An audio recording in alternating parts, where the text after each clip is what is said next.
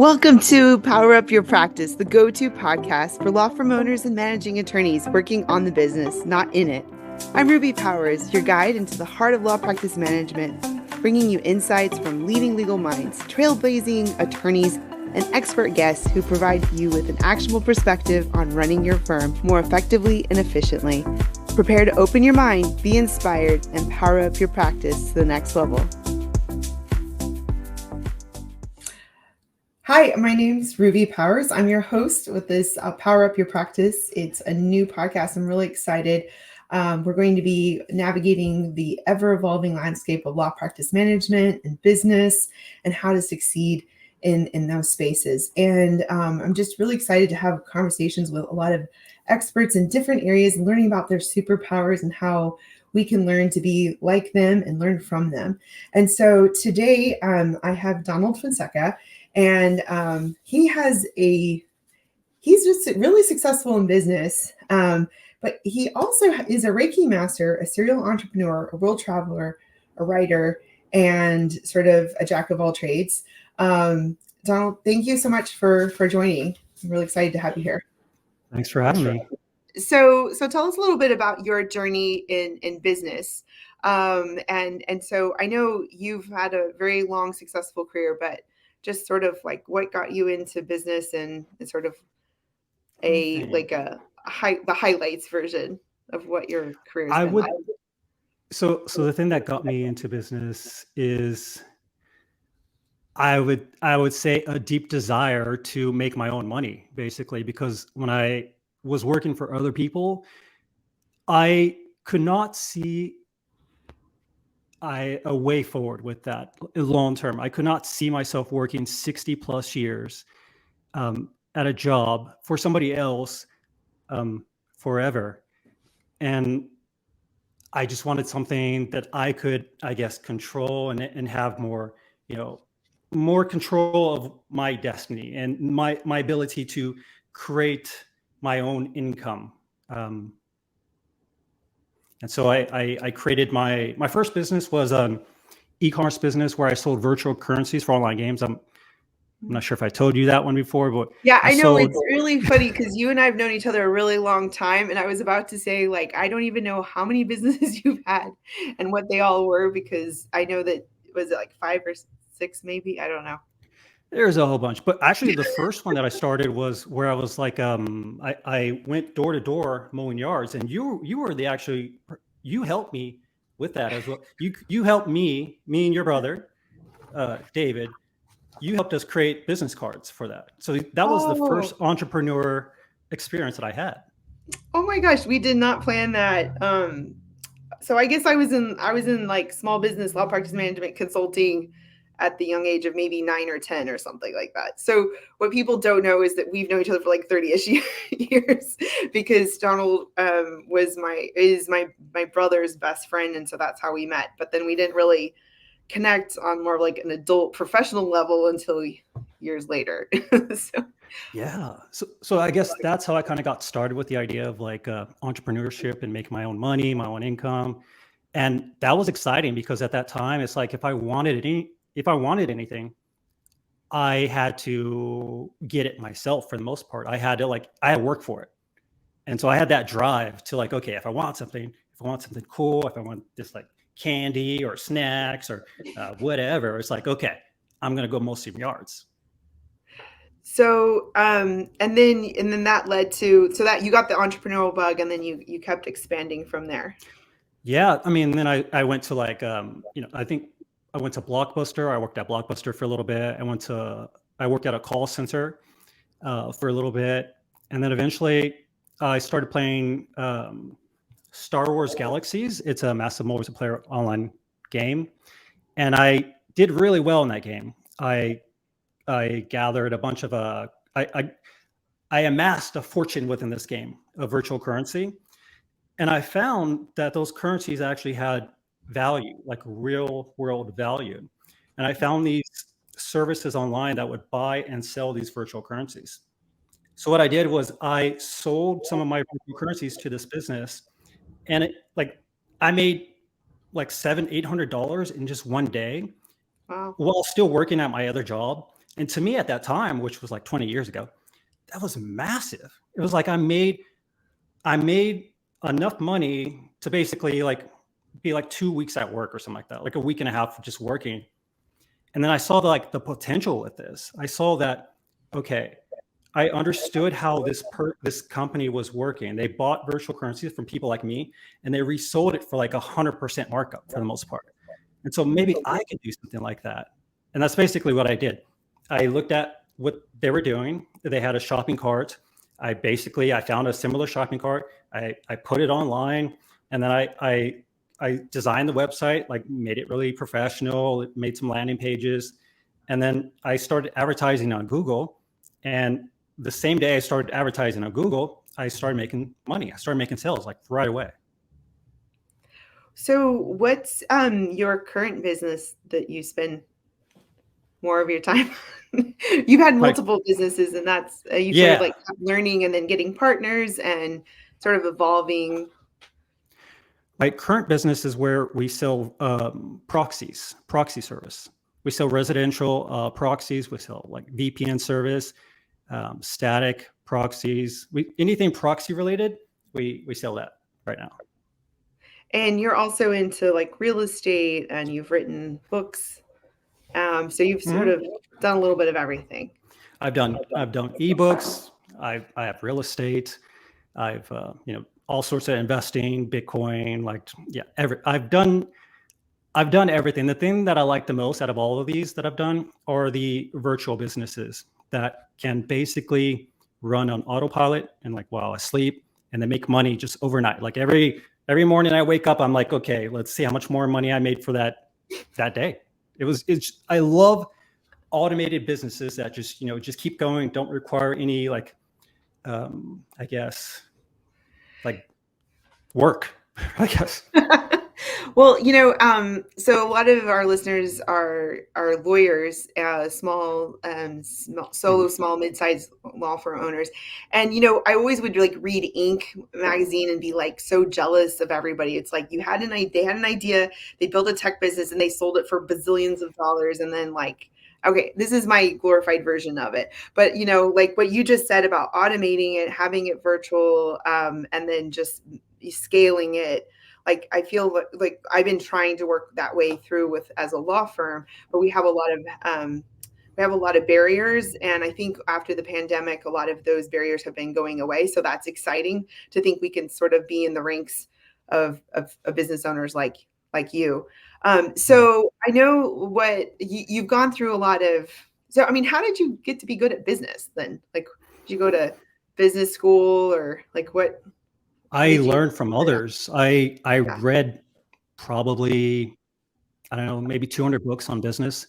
I learned from influencers in the space. There were bloggers at that time that I would follow, and they would just talk about how to create sales copy, create landing pages, create marketing funnels where you just like a person lands on a certain page and they go down this certain funnel until they actually become a customer.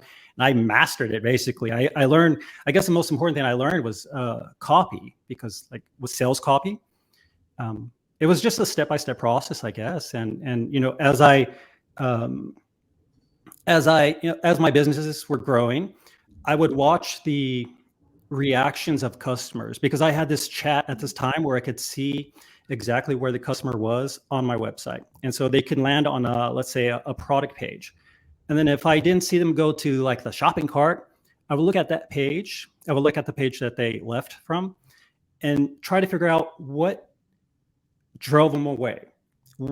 Maybe it was something that kind of like scared them, or like if they didn't get the answers that they needed, whatever it was, I would try to add that to the page, because a lot of times they would come to me in chat, like I had a live chat, and they would ask me a question, and then I would see the page that they're on at that time. I'm like, okay, the customer is on this page. They have this question at this point. Let me just add that question directly to the page. And then the more I did that, the more I optimized my website and these landing pages, the more sales I got. It just got better and better. Yeah. Is that book, The Secrets of Something? I think you .com secrets. Yeah. The what? .com secrets. Oh, Okay, yeah, I remember reading that one a few years ago when you suggested that one. Um, yeah, actually, so we had a family, like joint family vacation. It was like 6 years ago. And that's sort of where we like reconnected and we were sharing like business ideas after that.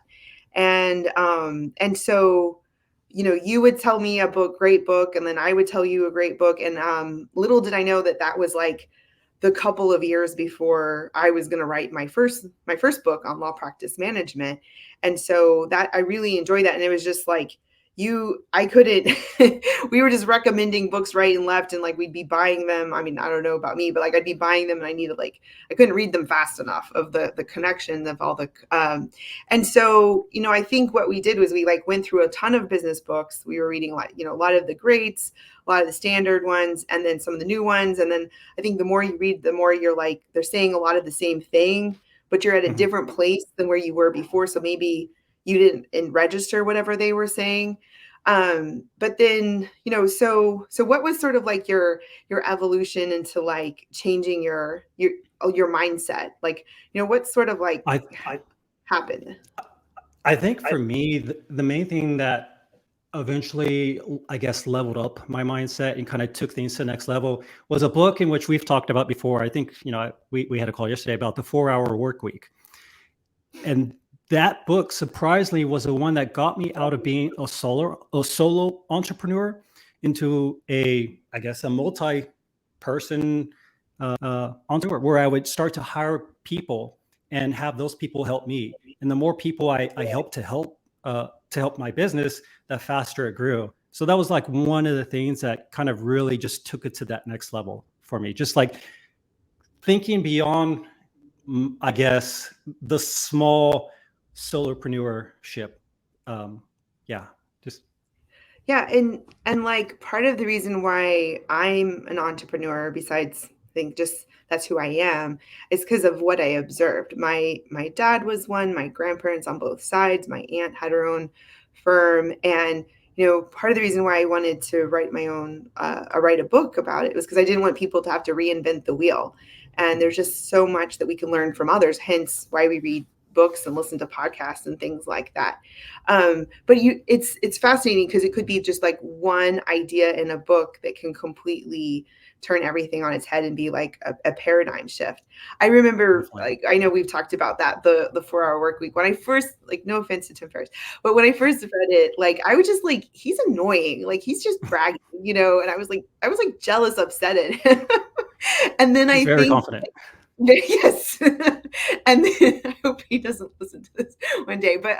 And then, but then eventually it clicked, and I was even saying regurgitating like what he was saying and about the delegate, automate, eliminate, and how to maximize your time. And like you think like that and that paradigm shift, that mindset. And so, I think that's one of the biggest things we've gotten, sort of in our informal book club we've made over the last 6+ years, is just like changing our mindset. And we've read so many different books that, like, we get sort of like, if it's not really good. Like, we have really, I don't know, I think we both have really high standards. And so I remember one, Secrets of the Millionaire Mind. That's what it's called, right? I Yeah, I always love that butcher one. the title. Yeah, I mean, that one, you told me about that in middle of 2022. And that one, I mean, I don't know if you want to summarize it, but like it just really helped change my perception and helped me buy the building I have for my law firm. I Oh yeah, credit that book. Well, you tell me about that book in the book for doing that. So yeah. That was like perfect timing for you. it was perfect timing. I mean, it's basically about how subconsciously we have a blueprint that we've been sort of over time, sort of like a programming language, by listening to other people around us, our parents or what have you, and that subconsciously is leading our lives. And he was predominantly talking about money, but I was also thinking about it from all different aspects of life. And what you have to do is identify what is that blueprint or programming that you've had. Do you truly agree with it? Do you want it to be like your operating system or your blueprint, or do you want to reprogram it? And this also goes in line with the whole self-limiting beliefs as well. And I mean, you're really good at you've taken all of this at a whole nother level. So like, what has been your journey in that space of in terms of mindset and energy and everything? Well, for me, I guess one of the things I took away from that book was the idea of, I like to call it raising your standard as far as like what you can achieve, I guess, within whatever you're trying to do. And he talked about, I think he talked about it just being bigger than the problem. Like if you had a problem or a limited belief or something like that, being bigger than that. And one of the limited beliefs I had at that time was how much revenue we can make in the business. At that time, I think I was doing $150,000 a month in revenue. And I had a limited belief that, I don't know, I had a subconscious belief that like, oh, wow, this is a lot of money. Like, how am I going to manage this money? And I was just fearful of like, okay, I don't want to really get over this amount because of, like, I got to like deal with it more. I got to like pay more tax. I don't know. I just had a lot of limited beliefs about it. And it kept me at that level for a long time. I had to raise the standard. I had to think bigger than that. I had to increase that to 200,000 and to 300,000. And I just had to like release any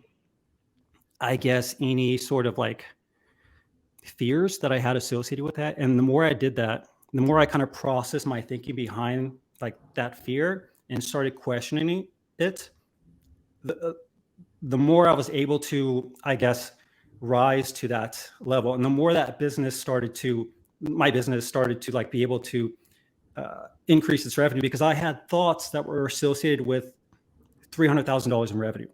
Whereas before I had thoughts only limited to $100,000 in revenue. And you can only like rise as far as, I guess, what your thoughts are, your beliefs are. So the moment I raised to like 300,000, I started having bigger ideas or like bigger plans, bigger things that kind of really spurred us in that direction.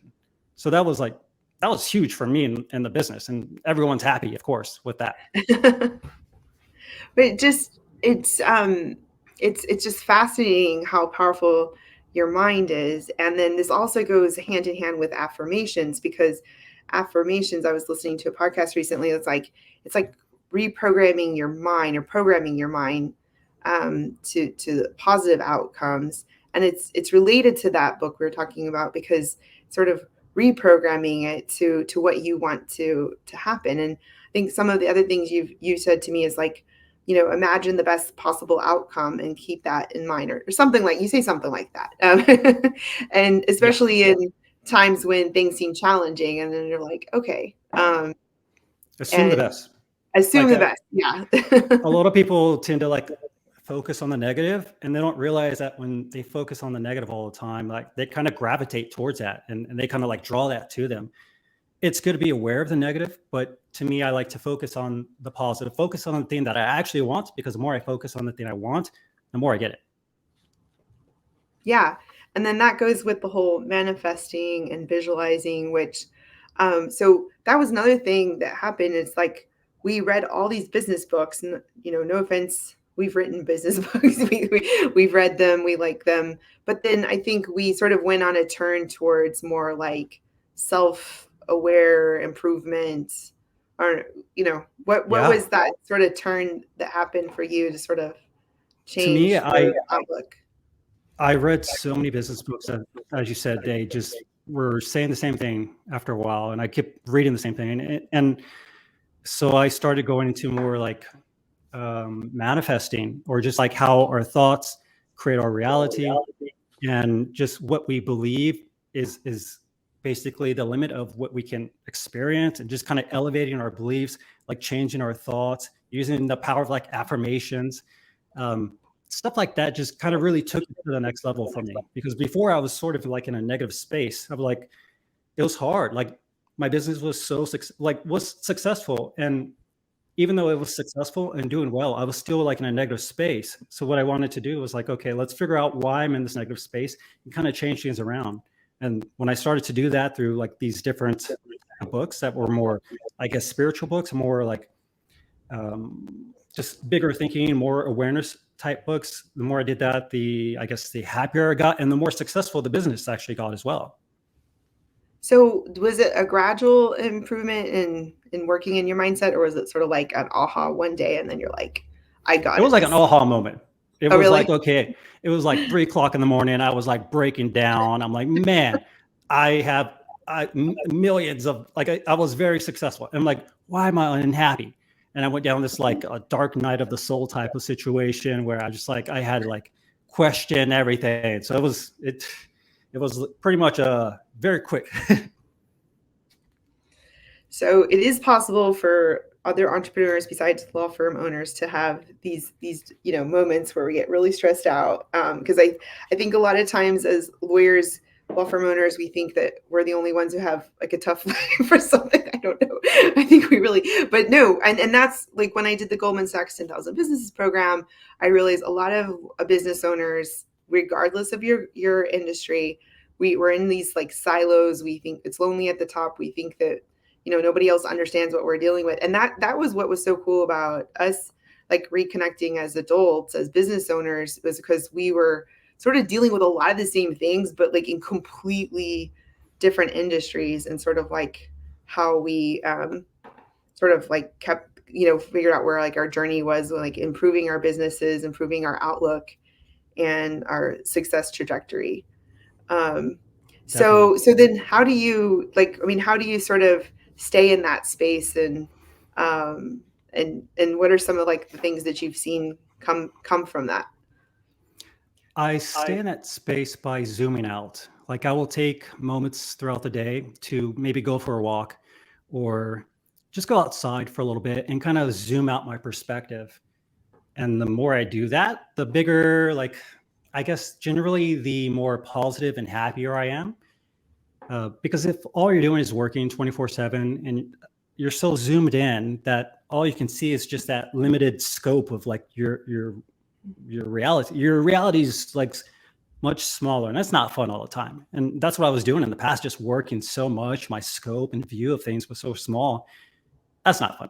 So how I stay, I guess, feeling good is zooming out every so often. Just walking, doing yoga, just going outside, just different practices like meditate. Definitely meditating helps a lot. I don't know how many attorneys meditate. I should look into that. I know I have a hard time doing that, but I've heard some really good apps like Insight something. I don't know. I'll have to. It definitely helps. What's a good way to get a person into meditating if they haven't been into that before? I mean, let me think. The app that I use is Uptimer. It's either Uptimer or I use different like meditation apps, and they kind of help me like stay consistent with it. But just go to like YouTube and look up like, I don't know, 5-minute meditation or 10-minute like guided meditation, and just listen to it. So I mean, basically what you more or less said is, it's better to work, to get out of the business and take a break. And I whenever I go on a trip, even if it's like a work trip, but I'm out of the office, I always come back inspired because I'm like, oh, that's how they're doing things. Or, oh, I talked to so-and-so. And like, I get really inspired. And even just like taking the full weekend off, like, and not working, like that seems such a rarity. It's huge. It's huge. But I mean, it really is. Yeah. Because like entrepreneurs, we tend to work way too much. I think people see entrepreneurs as like, okay, it's easy for them. They just make a bunch of money. It's like, no, man. Like when you're an entrepreneur, you work a lot more typically than the average person. For sure. I mean, because you never know, like, and that's a self-limiting belief I was just about to, replicate, like you never know when the next thing's going to come from. But at the same time, we do need to take care of ourselves. And I think a lot of these, like you said, that aha moment, getting away, meditating, going for a walk, giving yourself truly a weekend, giving yourself a vacation, like even being able to just like get away. Like we did that, like a sort of like a light retreat in Costa Rica this year. And we connected and we reflected and had time to talk. And it just was like really invigorating to be able to like get away, but at the same time be around other people who were sort of going through the same thing. And I think that was a really pivotal moment in my last year. I what about you? Definitely. Like what are some of those moments that like, you're like, how do you stay like sort of connected and to the plan and like make sure and how to give yourself that space to make the big decisions or start planning for the future? Well, definitely those like those trips that where you can just take yourself out of your working like element from time to time and just have no distractions. All you have is just maybe a laptop or like a journal or something, and you Yeah. could be there and just totally focus and kind of like see things from a different perspective than what you're used to. Like if all you're doing is being in the office 24/7, then that's the only perspective you know. So it's like taking those time, like every so often, that those short vacations, whatever it is, even just go hiking or just like going extended like hiking or something. Those are so useful. Like at least doing it like every quarter of the year, quarterly, maybe every 6 months or so, just to kind of like have time to think. So, I mean, a lot of people, we're closing up the year, and what do you think are some of the things people should do to like keep, elevate their mindset and give themselves space to sort of go to the next level? I mean, more of that. I mean, just Yeah. I mean, I think what they could do, I mean, I wrote an article while I was on vacation, which sounds really cheesy, about having a vacation. Because one time I was in Bahamas. I think I remember checking in with you while I was there. It was like a while ago. And this attorney friend called me and she goes, "You're where?" I was like, "I'm in the Bahamas." She's like, "I'll just live vicariously through you because I never get a vacation." And I was like, "Oh my gosh, no, you need to have a vacation." And so then I wrote an article about how we need the case for vacations. And one of the things I remember saying was, and I have to sort of reread it every once in a while, is like, you need to plan the next one in advance. Like you need to plan the next one before you finish the one you're on. And I think they say that you get more joy planning, anticipating than actually being on it. But it's like scheduling your next doctor's visit before you leave, like you put in place that self-care plan so that it doesn't lapse from your priorities. that So makes sense. I like that. yeah, I mean, I think that's like a really good idea for people as they're closing up the year and things get a little bit quieter potentially because some business is cyclical. To just give this, don't look at it as like, oh, it's slow, we're bringing in less money, but think of it more like, okay, this is our time to get organized in the quadrant 2, Eisenhower matrix about important, not urgent, and Yes. getting away, planning, maybe having a law firm retreat or just a personal retreat. And sort of reflecting. What are some of the other mindsets that you think are really important to have, or like key concepts in some other business books or any type of book or Uh, idea that you I think ascribe? it's important to take, calculated risks. Yeah, Let me think. Mindsets, perseverance. I think perseverance and moving through any like tough situations and never giving up is definitely important when it comes to entrepreneurship. When you do have a problem, just taking an objective like view of it and not really you know, like I had a problem a couple months ago where we had a dip in our revenue, and I kept my eye off the ball for a while. I had somebody else kind of manage the business for a little bit while I was just focusing more on me. And unfortunately, during that time, our sales funnel was becoming unoptimized. And as it was becoming unoptimized, we had less sales, less like revenue, and it was affecting things. So I had to like really dive into the sales funnel, look at all the metrics, and make like improvements, like calculated improvements that turn things around. It turned things around. We're doing a lot better now. But just having that mindset of just, I think the most important thing as far as business, at least for me, is to watch the numbers, watch that yeah, sales funnel, those yeah, conversion numbers, those like the revenue in general. I need to be able to like see bird's eye view of that. That seems to be like my primary role within my business. And I kind of direct my team to optimize the sales funnel from my perspective. I can see it. I'm like, okay, we need to do this here, here, and there. And they help me optimize it.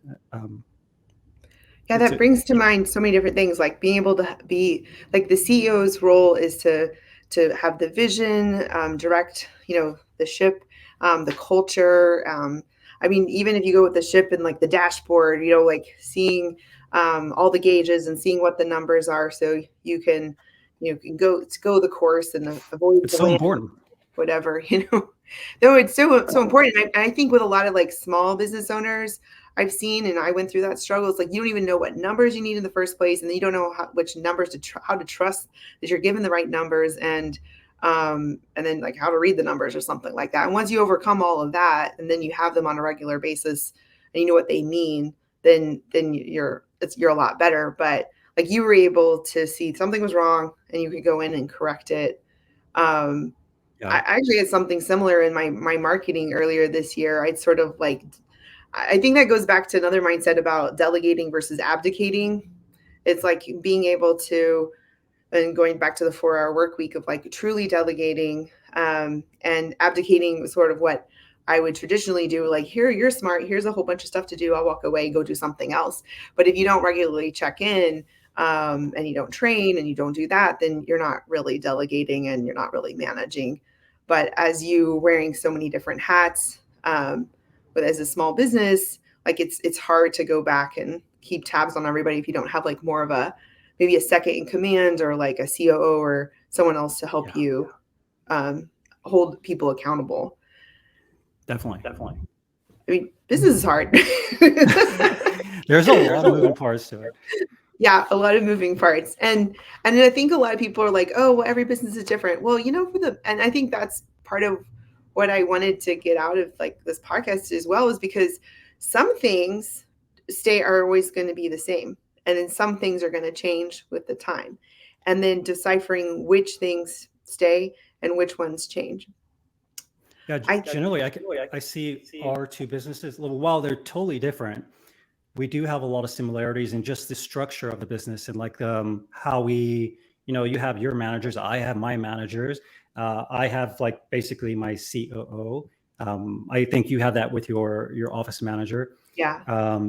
We have a lot of similarities in just how we manage the team and how we like delegate and like it's very similar, yet we have different services, which is totally fine.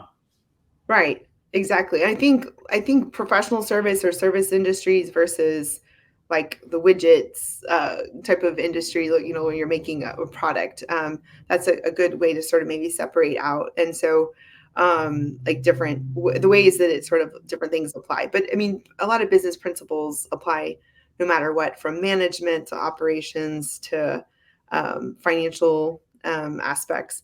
So we're sort of coming to the close, but I'm so excited that you were here with us. I want to ask you, what do you consider your superpower? I think so I have ADHD, and with ADHD, you're just kind of like hyper focused on a whole bunch of different aspects at the same time, which is very useful when it comes to business, because I need to be able to do that. I need to be able to hyper focus on different things and kind of zoom out every so often. But that's my superpower, really, just the ability to see the big picture of things with ADHD. That's like such a great like perception shift, because some people would say that's something that could hold a person back. But I mean, I think I've come to the realization that a lot of my business owner friends have ADHD, and I didn't even realize that. And because I think some people don't offer that information out, I probably have like a low version of it or something, or some diagnosed version of it. But I'm almost convinced a lot of business owners have it, and maybe that's how. I mean, I'm not a doctor, but I was at an event one time where I was hanging out with 3 other business owners, and they all admitted they had it, and I was like, wow, and I have a close family member that got diagnosed just recently with it, and so and they're a few years younger than me. So I'm just sort of like learning a lot about that and very intrigued about that in the business space, business owner space. And I know that there's ways it can be debilitating in some ways, that it can be, like a superpower, like you said. I think another question I have, and this is something I came up with recently, what's your favorite board game? Oh man, I think I would say Monopoly. Like I love Really? Monopoly. It's so calculating. Like if you're good at it, you read all the rules or something. Like I'm so good at it. Just like the little decisions you can make along the way, like every roll of the dice, it's like, okay, I want to buy this property. Yeah, I got this property. Now it's going to produce income. Maybe I'll start to like, when you select where you want to buy your house is, it's like, oh, what's the most probable house or property in which will generate rent. It's very like, it's perfect for people with ADHD who like over analyzes things. I love it so much. Okay, remind me not to play Monopoly with you, because Oh, those man. always like take forever. And then it's like whoever gets the good properties, it's like it's all over. I feel like it's over. Oh man. Maybe that should be my self-limiting belief, though. But And no, you don't need the good properties. You just need. I love that game. That's funny. I didn't know that was your favorite. Well, I mean, so what is so in closing, like what is like one of your best sources of wisdom, guidance, like how, what's a really great book you would suggest, either like your favorite or something recent, or podcast, or sort of like how do you keep it real, and how do you keep being Donald? I'm trying to think of this book. What is it called?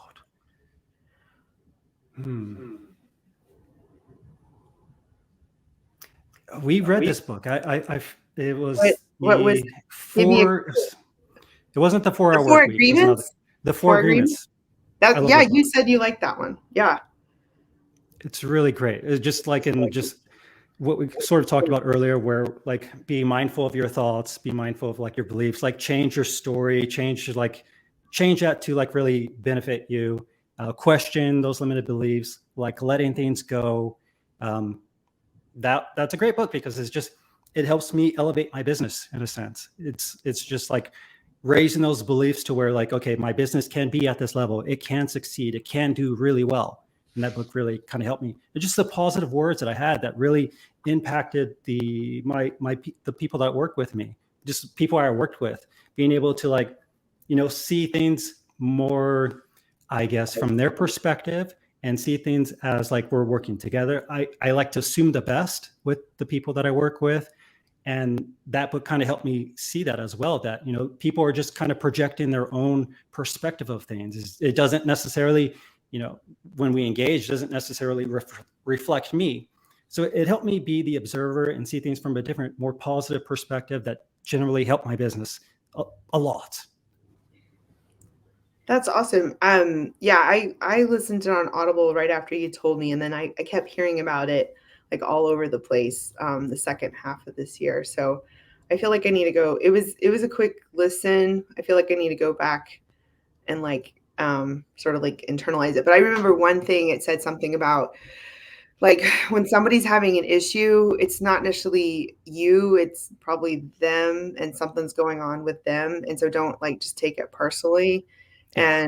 And I think that's a good lesson for us who are in the services industry as well, and who are managing people, because we might want to like internalize like, oh, why don't they like what we're doing for them, or why are whatever it may be, and then you realize, well, maybe somebody just got laid off and somebody's got diagnosed with something and they're just having a bad day and they're taking it out on you, and don't let them, and so I think what I love about all of these books and things we've been sharing is that, they're just a lot of really good nuggets of wisdom. And I think like even as we're growing up, like, people, our elders would say something and like we didn't maybe like internalize it at the time until later. We heard it like multiple times and then we're like, oh, now I get it. And so I think that's sort of like how these these good old wisdom answers to a lot of practical things and the way to outlook on life. Sometimes we have to hear it multiple times, read it multiple times, or hear it from some random stranger, and then it's like eureka or something like that. But absolutely. yeah. Well, I'm really thankful for you for joining. And I know that like you and I can talk for hours. So we sort of had to like limit it to not limited to mindset because we were having abundance of a mindset. But talking about the journey of business and similarities and how, the power of having colleagues and mentors and friends to share ideas, and how we've helped each other over the years, even though we're in completely different industries. And I mean, I really value our friendship, and I think this is a good reminder to everyone that you need to have your, whether it's your tribe, your group, your posse, your people, your entourage of advisors that you can call on. And that's why I wanted to have you on our first episode, because that's been very valuable for me. And like a lot of other people that are going to be on this podcast, they have an important aspect of my journey. And I think everyone can we can all learn from each other. So any final thoughts, nuggets? No, I'm super excited about what you're going to do with your podcast. I'm very excited to see like the people that you interact with, and as you said, those nuggets of information you gain from people, and like I'm excited for that. I want to see that growth. Well, me too, because like, when we interview people, we learn from them. And then when the people listen, they're learning. And it's just like a great sharing of information and becoming better and helping each other, along the journey. And so I love that, I heard that idea. So, so thanks everyone for listening. And there's lots of ways to connect.